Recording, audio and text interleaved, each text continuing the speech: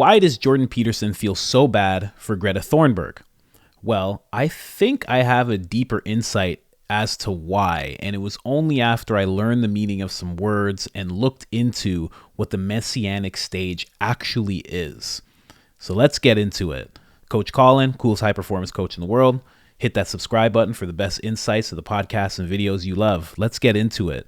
So this clip is what I'm going to show you. I'm going to be stopping along the way, so please don't get too intense. But before we start it, let's understand what the messianic stage actually is. Now, when we actually look at this, it's actually the messianic age. In Abrahamic religions, the messianic age is the future period of time on earth in which the Messiah will reign and bring universal peace and brotherhood without any evil. Without any evil. Like, this is a pretty big age, right?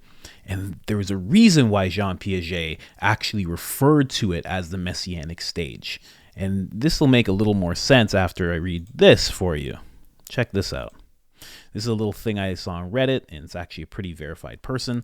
Piaget and Helder's formal operational development stage can also be understood as the messianic stage.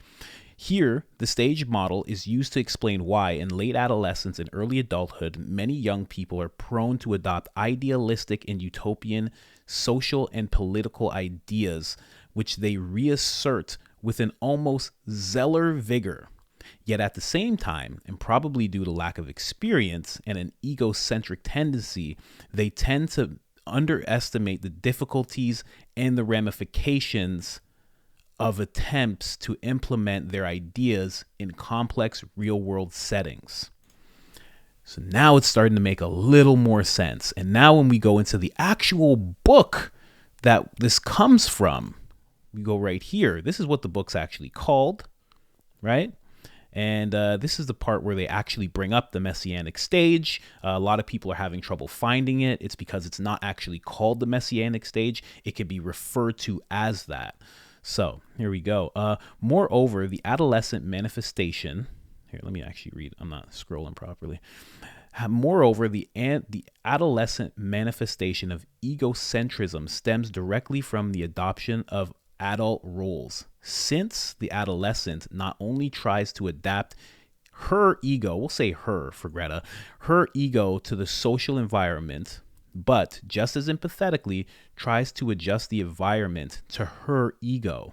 In other words, when she begins to think about society in which she is looking for a place, she has to think about her own future activity and about how she herself might transform the society. The result is a relative failure to distinguish between her own point of view as an individual called upon to organize a life program and the point of view of the group which she hopes to reform. In more concrete terms, the adolescent egocentrism comes out of a sort of messianic form, and that's where you get the messianic state.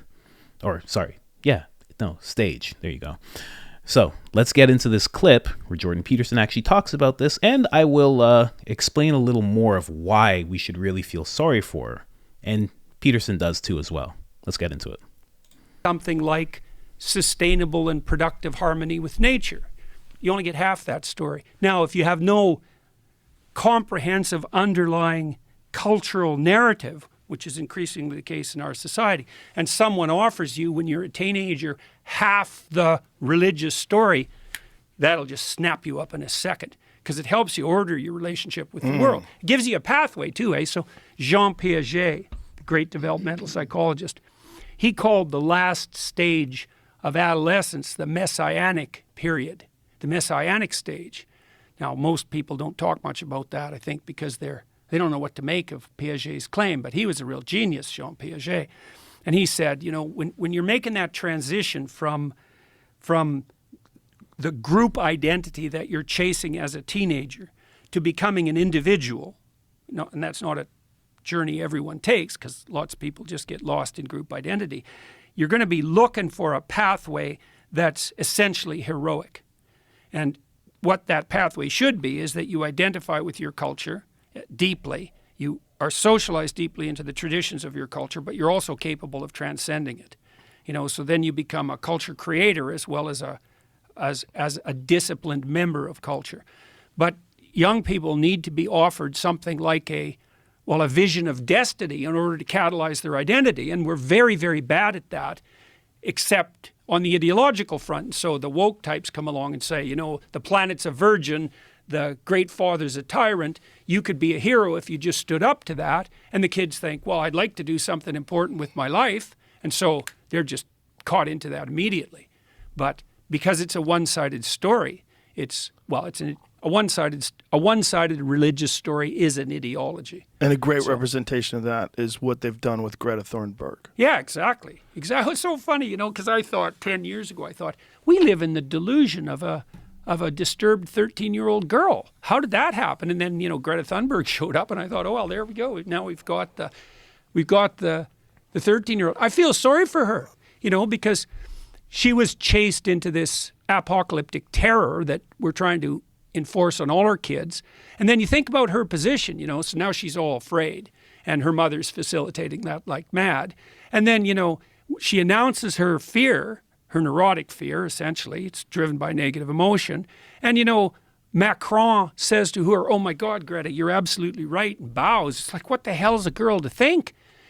Because what she really wants is to freak out a bit and for someone calm and reasonable to say, hey, look, kid, the apocalypse has always been on us. It's always the case that the future has the possibility of being dreadful. But, we've conquered terrible things in the past and overcome massive obstacles. And there's no reason at all not to assume that we can do the same thing. And that's where Rogan says that's a great point. And it is a great point.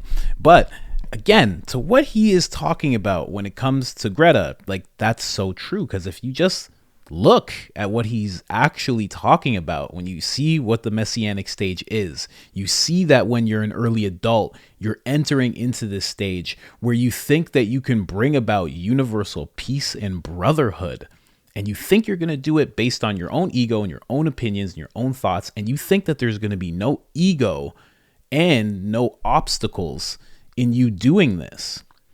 And then you try to impose this on the group of which you don't have much experience with whatsoever because you're so young. And then you're met with everything that Greta Thunberg's met with. And then when he talks about how, she just wanted to freak out a bit, it's so true. But the thing is, when she freaked out, what ended up happening? Well, I think we all know what ended up happening when she freaked out. Fairy tales of eternal economic growth. How dare you?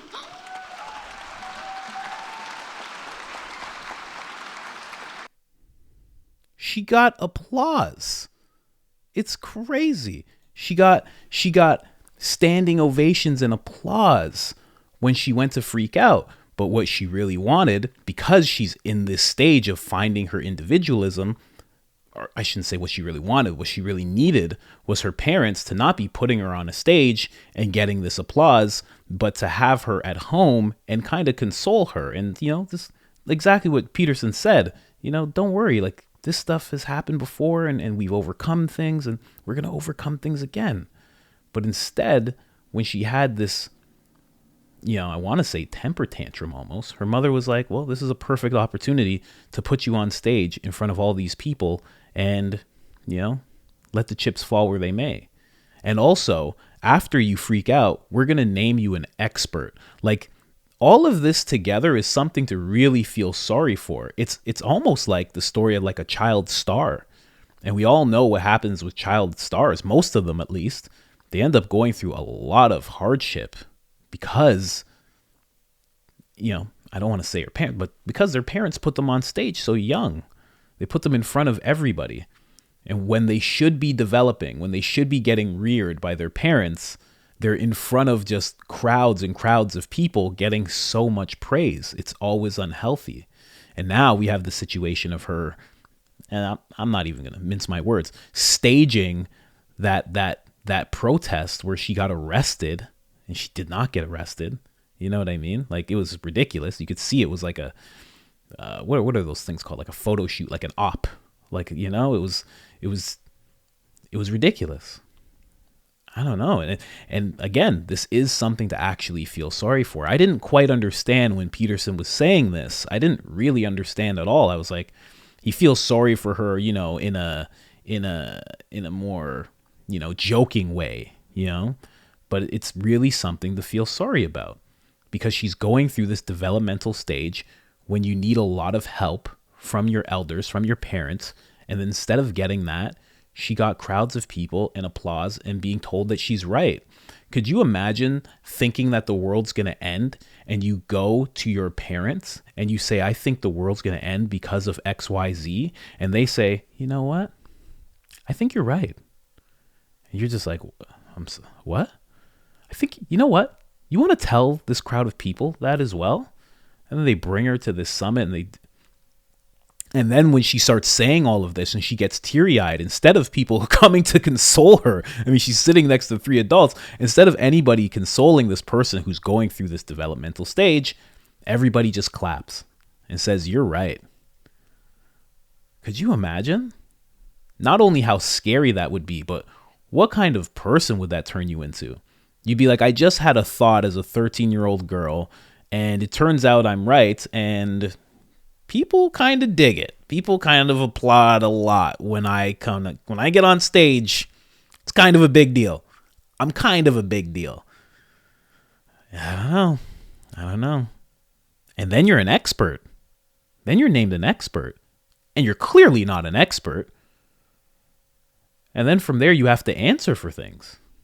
And then, like, it's almost like you're dictating how this situation's handled to a certain extent, or at least you're the face of it, and by extension, the face of how it's handled. So so it's like we actually are, as Peterson said, living in the delusion of a 13-year-old girl, because they put her at the forefront of it all. So now everything she said in that speech, the how dare you and the I should be in school, all that stuff, that is what the climate change movement is actually like being pushed on quite a bit, or at least it was. You know, I won't act like I know everything about that situation, but at one point that was what they were going on. That was the fuel. That was the gas in that car. Bad analogy, I guess. That was the battery in the Tesla. That's what I should say. But yeah, it was just a window into.